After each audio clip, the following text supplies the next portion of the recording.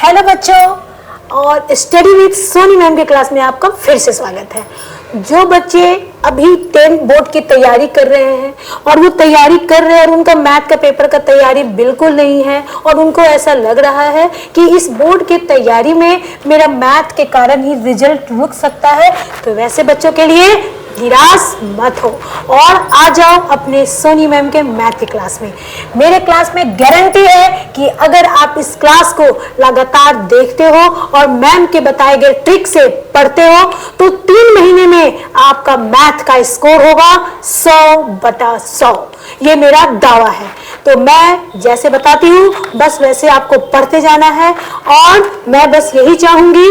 और हाँ बेटा, अगर आपको कुछ टॉपिक में समझ में ना आए और कुछ टॉपिक में आपको क्वेश्चन मार्क रहे तो आपके पास क्या है, कमेंट। आप कमेंट कीजिए, मुझसे पूछिए और मैं आपको उसके जो भी आपके जहां भी आपका क्वेश्चन रुकेगा या आपको समझ में नहीं आएगा, मैं उस कमेंट को पढ़कर आपको रिप्लाई के माध्यम से उस क्वेश्चन को फिर से समझाऊंगी। तो ठीक है बच्चों, आज हम बोर्ड की तैयारी में सबसे पहले उन चैप्टर्स को देखेंगे जिस चैप्टर में सबसे ज्यादा क्वेश्चंस आते हैं। यानी परीक्षा चाहे किसी वर्ष का हो, ये प्रश्न आना ही आना है, एकदम आना है और जरूर ही आना है। तो भाइयों, कौन चैप्टर है, कौन चैप्टर है, कौन चैप्टर है? तो वो कोई और चैप्टर नहीं है, सबसे पहले और सबसे आसान चैप्टर है स्टैटिक्स, जिसको कहते हैं हिंदी में क्या बेटा, सांख्यिकी। चूंकि बेटा अब बोर्ड की जो पढ़ाई हो रही है और बोर्ड का जो भी परीक्षा हो रहा है उसमें आपके क्वेश्चंस के 2 तरीके आ रहे हैं। एक आपका जो है बेटा एमसीक्यू यानी कि आपके ऑब्जेक्टिव प्रश्न, और दूसरा आपके सब्जेक्टिव प्रश्न। तो ऑब्जेक्टिव प्रश्न का उत्तर आप सही सही दे सको, इसके लिए आपको कोई भी मैथ चैप्टर का थ्योरी के साथ साथ आपका हर पॉइंट क्लियर होना चाहिए ताकि आपका एमसीक्यू का मार्क्स वो बिल्कुल कंफर्म हो। और दूसरा, आप सब्जेक्टिव के लिए जो भी बताएगी मैथ है उसको बार बार प्रैक्टिस कीजिए। ठीक है, तो सबसे पहले आज जो हम चैप्टर स्टार्ट करने वाले हैं एनसीईआरटी बुक, ना केवल एनसीईआरटी बुक, मैं बार बार कहती हूँ कि कोई भी पीसीएस एग्जाम किसी भी स्टेट बोर्ड का बच्चे तैयारी कर रहे हैं, चाहे वो बिहार बोर्ड का हो या फिर आपका यूपी बोर्ड का हो या 10th बोर्ड के हो, कोई झारखंड बोर्ड के हो, किसी भी बोर्ड के बच्चे तैयारी कर रहे हैं उनके लिए वीडियो काफी फायदेमंद है। और यह इस वीडियो के माध्यम से मात्र 3 महीने में पूरे हॉल सिलेबस को कवर कर सकते हैं। ठीक है, तो आज की क्लास में हम पढ़ेंगे स्टैटिक्स। स्टैटिक्स सबसे पहले जो है बेटा, स्टैटिक्स के बारे में आपको यह जानना है कि स्टैटिक्स शब्द जो है इसका शाब्दिक शब्द का अर्थ क्या है।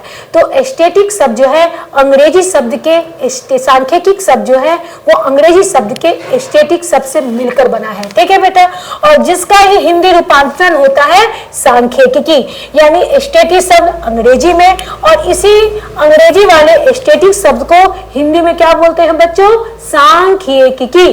क्लियर है। और ये सांख्यिकी भी यानी कि ये स्टैटिक्स भी 2 शब्दों के मिल के बना है। ठीक है, पहला भाग जो लैटिन भाषा के शाब्दिक अर्थ होता है, पहला भाग जो होता है वो होता है स्टेटस, और दूसरा भाग जो होता है जर्मन शब्द का स्टैटिक्स। और जब हम इन 2 शब्दों को जोड़ते हैं तो हमारा मिल जाता है क्या, स्टैटिक्स, जिसका अर्थ होता है राज्य। लेकिन बेटा आप बोलोगे मैम ये सब हमारे सिलेबस में पढ़ने से क्या फायदा है? बेटा इसमें बहुत फायदा नहीं है, लेकिन चूंकि आप जिन विषयों को पढ़ रहे हैं उस विषयों के बारे में जानकारी रखना आपका कर्तव्य है। ठीक है, तो सबसे पहले आपसे कोई पूछ सकता है कि सांख्यिकी में क्या कुछ सीखते हैं, क्या कुछ की पढ़ाई होती है, तो आप उसमें बच्चों बोल सकते हो कि सांख्यिकी एक ऐसा विषय है जिसमें संख्या संबंधी शास्त्रों का अध्ययन किया जाता है, यानी कि जिसमें संख्या संबंधी विषयों का जहां अध्ययन किया जाता है उस विषय को हम स्टैटिक कहते हैं। ठीक है, दूसरा हम क्या देखें कि स्टैटिक्स जो है बेटा, इसका जर्मन विद्वान गॉटफ्राइड जो थे उन्होंने ही इसका वैज्ञानिक रूप प्रस्तुत किया था, और इसीलिए एकेनमेल को स्टैटिक्स के जनक अर्थात पिता के रूप में भी जाना जाता है। ठीक है, तो अब आप ये जानो कि आपको स्टैटिक्स में क्या पढ़ना है।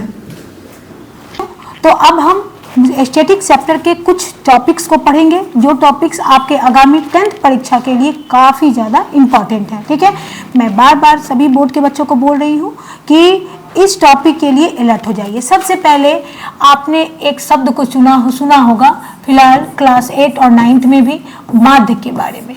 माध्य जिसे हम इंग्लिश में क्या कहते हैं प्यारे बच्चों, मीन कहते हैं, और इसे इंडिकेट करते हैं एक्स के ऊपर बार।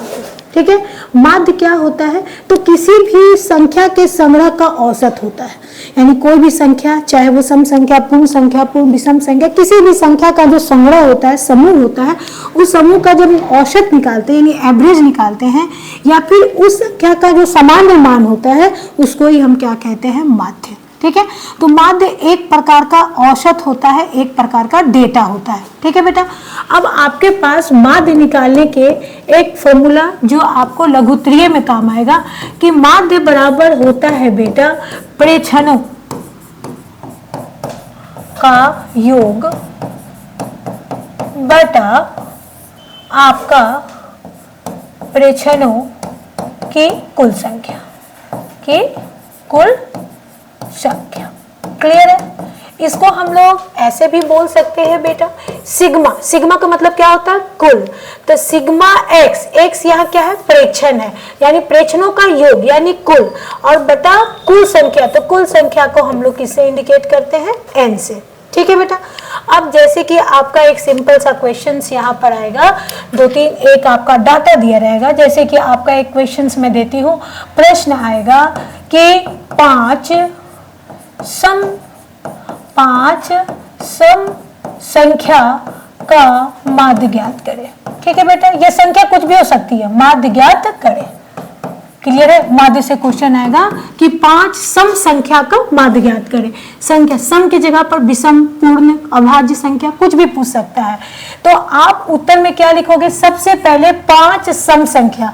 तो सम संख्या के बारे में आपने क्या सीखा है कि सम संख्या वैसी संख्या जो 2 से विभाजित हो। ठीक है, तो सम संख्या की संख्या आपसे कितना बोल रहा है, 5, तो 5 क्या होगा बच्चों, 2, 4, 6, 8 और 10। तो पहले सबसे पहले आपने 5 सम संख्या लिख लिया। ठीक है, अब इसके बाद इसका आपको माध्य निकालना है। तो माध्य में मैंने क्या बताया था कि प्रेक्षणों का योग, यहाँ प्रेक्षण क्या है, सम संख्या है, तो योग का मतलब क्या होता है, जोड़, यानी दिया गया संख्या का आपको जोड़ना है, यानी 2 जोड़ आपको 4 जोड़ आपका 6 जोड़ आपका 8 जोड़ आपका 10 और बटा आपको डिवाइड में क्या करना है, तो संख्या को काउंट करना है, 1 2 3 4 5, तो बटा क्या कर देंगे 5, और सबको जोड़ते हैं तो कितना होता है बेटा, 6 6 12, 12 और 8 क्या हो गया 20, और 20 और 10 क्या हो गया 30, और 30 बटा 5, 5 को अगर 30 से डिवाइड करते हैं तो कितना आ गया 6। तो आपका उत्तर हो गया प्यारे बच्चों, क्या हो गया 6। ठीक है बेटा, मैं बार बार कह रही हूँ कि यहाँ पर जहाँ सम लिखा है, सम के जगह पर संख्या कुछ भी दे सकता है, आपका विषम दे सकता है तो विषम, ठीक है, विषम आपका दे सकता है, इसके अलावा आपका पूर्ण संख्या दे सकता है बेटा, इसके अलावा आपका प्राकृतिक संख्या दे सकता है।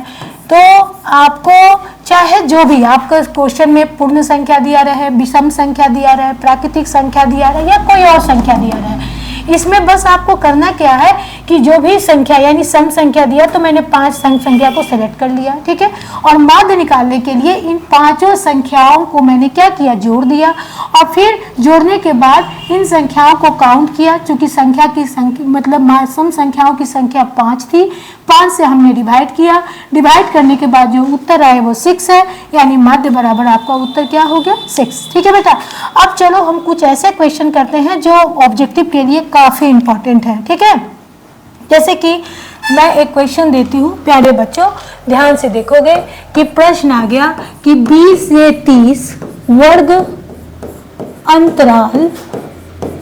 अंतराल का आपको वर्ग चिन्ह, ठीक है, इसके अलावा परिसर, इसके अलावा वर्ग माप, उच्च संख्या,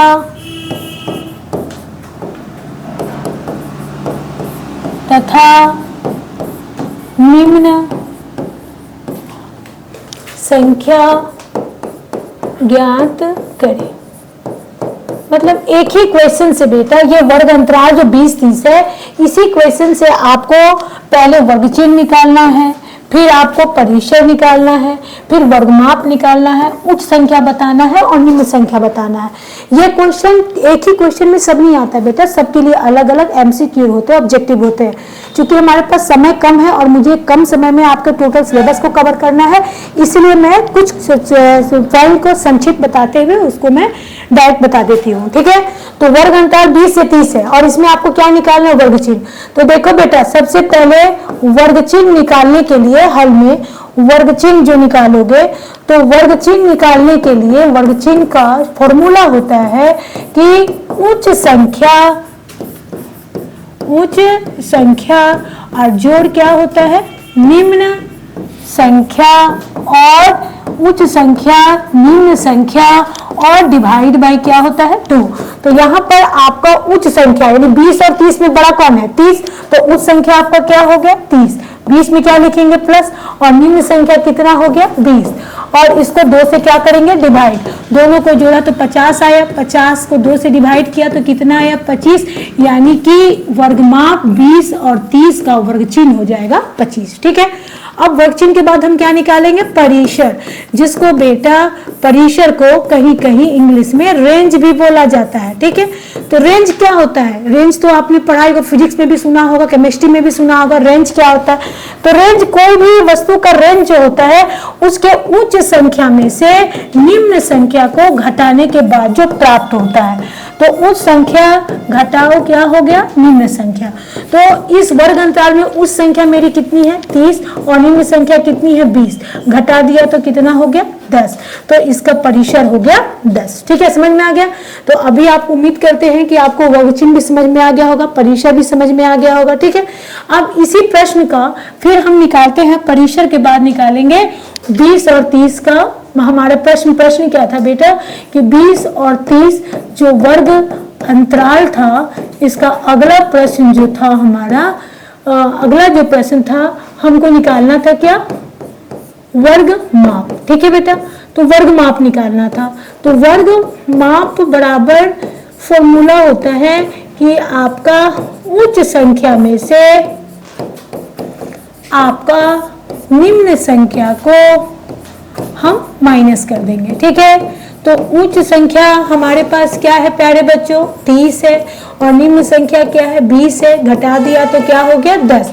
यानी इस वर्ग का माप निकल गया 10। ठीक है, अब इसी वर्ग अंतराल में अगला क्वेश्चन पूछ देगा कि उच्च संख्या क्या है। तो उच्च संख्या क्या है भाई, तो इस वर्ग अंतराल का उच्च संख्या हमारा कितना है, 20। अगर कोई पूछ दे कि निम्न संख्या क्या है, सॉरी बेटा मैं मिस्टेक कर दी, उच्च संख्या हमारा क्या है, तो हमारा क्या हो गया, 30, सॉरी। और निम्न संख्या क्या है प्यारे बच्चों, तो निम्न संख्या हमारा क्या है, 20। तो इस प्रकार से आप एक वर्ग अंतराल के माध्यम से उसी क्वेश्चन में आप वर्ग माप व आपका जो वर्ग चिन्ह, उच्च संख्या, निम्न संख्या, ये सब आप सीख सकते हो। ठीक है, ये मैं इसलिए बता रही हूँ क्योंकि पहले इंपॉर्टेंट नहीं था बेटा, लेकिन आगामी 2 वर्षों से हम देख रहे हैं कि 10th का जो ऑब्जेक्टिव क्वेश्चन आ रहा है उन क्वेश्चन में ये सब प्रश्नों को रिपीट किया जा रहा है। ठीक है, अब जैसे कि एक क्वेश्चन आपको यहाँ निकल देगा बेटा, मान लिए कि 12 का टैली मार्क क्या है, टैली मार्क क्या है। तो टैली मार्क क्या है, ये आपने 9th क्लास में पढ़ाई होगा। तो टैली मार्क क्या होता है, तो एक ऐसा मार्क होता है जो 4 लाइनों पर 5वां कट जाता है। टैली मार्क क्या है मेरा, 1 2 3 4 5 6 7 8 9 10 11 क्या हो गया, 12। तो 12 का टैली मार्क आपका ये हो गया। ठीक है, तो बेटा अभी मैं बार बार कह रही हूँ कि मैंने अभी आपको स्टैटिक्स का अभी सिर्फ माध्य जो चैप्टर से जुड़ा हुआ जो ऑब्जेक्टिव है वो मैंने क्लियर किया है। अभी आप अगले वीडियो में मेरे साथ आओ, अगले वीडियो में जो मैं आपको सॉरी अगले वीडियो में जो मैं आपको माध्य से जुड़ा हुआ जो आपके लॉन्ग क्वेश्चंस होंगे, लघुत्तरीय क्वेश्चन होंगे, उस पर मैं बात करूंगी और उस क्वेश्चन को आपको एनसीईआरटी बुक में चैप्टर बाय क्वेश्चन 1 by 1 आपको करवाने की कोशिश करूंगी। ठीक है, तो अभी तक की बस एक शॉर्ट वीडियो था, बस एक इंट्रो वीडियो था कि आपको क्या पढ़ना है, कैसे पढ़ना है। इसके अगले वाले श्रृंखला में हम एक सिस्टम से जो होता है क्लास बाय क्लास जुड़ते चले जाएंगे और आप भी इस मैथ की जो क्लासेस है उसको गंभीरता से लोगे, क्योंकि ये क्लास ही नहीं, ये आपके लिए एक विस्फोटक है जो जो आपका 1 साल की पढ़ाई को 3 महीने में कंप्लीट करवाएगा। ठीक है, तब तक के लिए बेटा बोर्ड की तैयारी में लगे रहो, खूब पढ़ो, खूब बढ़ो और वीडियो को अधिक से अधिक शेयर करो।